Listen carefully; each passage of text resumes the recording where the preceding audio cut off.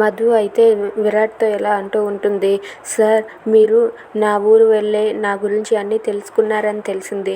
మీరు మా పెదనాన్నని కలిశారని కూడా నాకు తెలిసింది. మా పెదనాన్నని కలిసి నా గురించి, నా అసలు పేరు గురించి, నా మొత్తం డీటెయిల్స్ మీరు తెలుసుకున్నారని నాకు తెలుసు.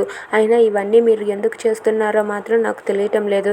ఎందుకు సార్ ఇవన్నీ చేస్తున్నారు? నా గురించి తెలుసుకొని మీరు ఏం చేస్తారు సార్ అని చెప్పి మధు విరాట్ని అడుగుతూ ఉంటుంది. అది వినగానే విరాట్ అయితే ఇక చాలు ఆపు, ఇవన్నీ నేను చేస్తున్నాను, కానీ నీ గురించి అసలు విషయం మాత్రం నాకైతే మాత్రం తెలియదు. నువ్వు మాత్రం ఏం తెలియనట్టుగా అలా నటిస్తూ ఉన్నావని చెప్పి విరాట్ అంటూ ఉంటాడు. అది వినగానే మధు ఒక్కసారిగా షాక్ అయిపోతుంది.